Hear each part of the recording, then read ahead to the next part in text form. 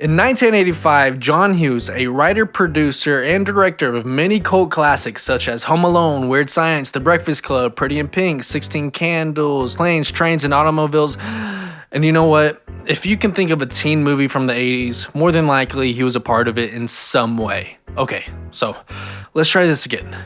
In 1985, John Hughes wrote a basic story outline and the following day pitched it to Paramount. The executives at Paramount thought it was an interesting story but needed a script to fully buy in. Sadly, the Writers Guild of America were literally hours away from going on strike, so they bought a non-existent script in hopes John Hughes would bring them a hit. John wrote the script in less than a week and turned it in. This script turned into the movie we know as Ferris Bueller's Day Off, a movie about 3 high schoolers going out on the city streets of 80s Chicago and learning how to enjoy the time they have left in this world. In this video, we'll be talking about what makes this movie a cult classic and why it's a movie you should live by.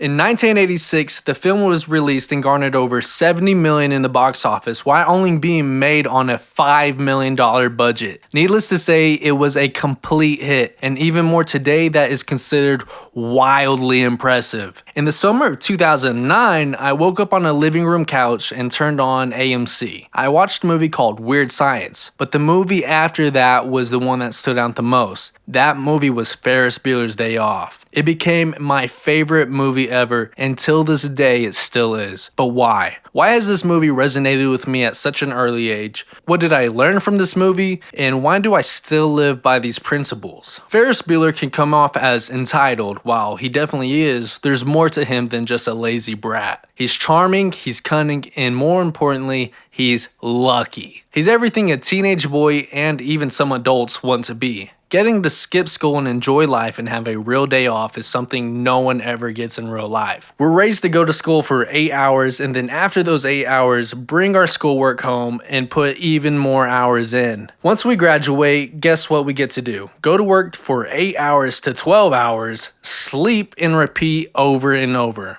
But at least we're getting paid, right? Ferris breaks the norm. He gets to have his cake and eat it too. Ferris realized life is way too short not to enjoy, so he takes charge and gives himself a day off. He doesn't have anything planned for his day, he just wants to go with the flow and whatever happens, happens. Not only does he do it for himself, but he makes his friend Cameron Fry tag along. Cameron is basically everyone watching this movie. Cameron is kind of a pushover. He just rolls with the punches and always is in constant dread that he will always think he is sick. Basically, he's depressed. Cameron is a slave to the system. He's too worried about what others will think. He's never truly lived for himself. He's always doing something for other people, which shouldn't be a way to live. This movie isn't really about Ferris's day off. It's actually about Cameron's day off. Ferris takes Cameron with him on his day off and teaches Cameron on how to live a little. As the movie progresses, he becomes less tight and less caring and makes amends that you just can't control everything and you can't please everyone. By the end of the movie, Cameron finally learns to live for himself.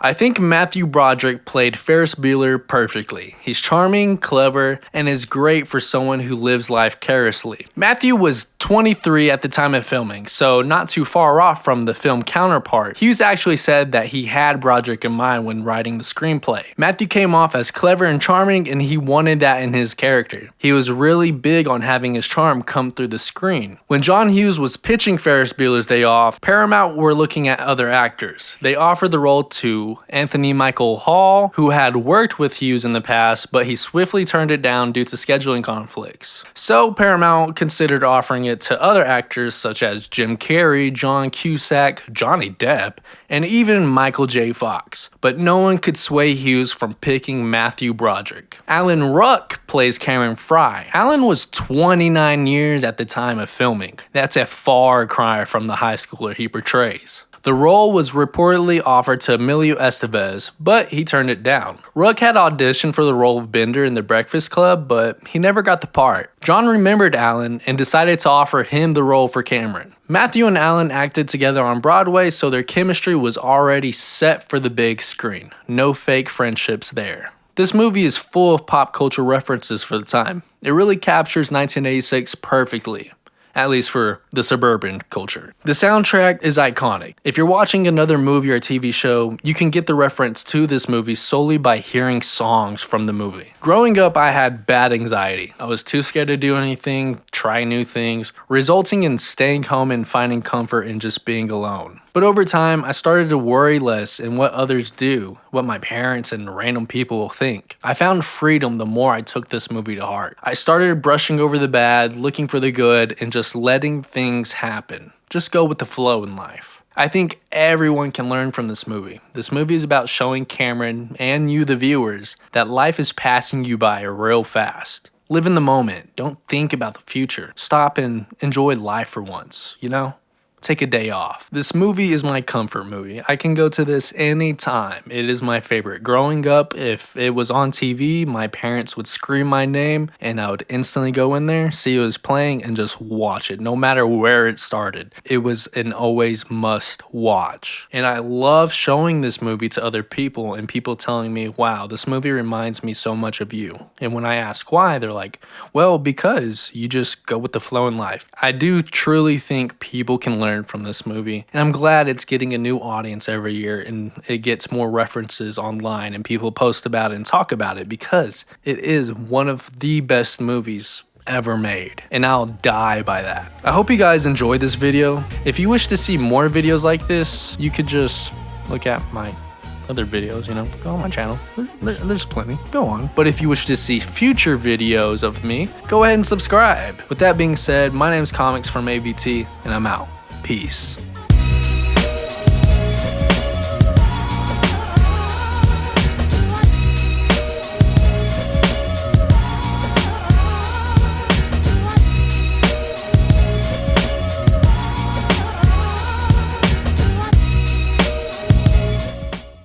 Bueller.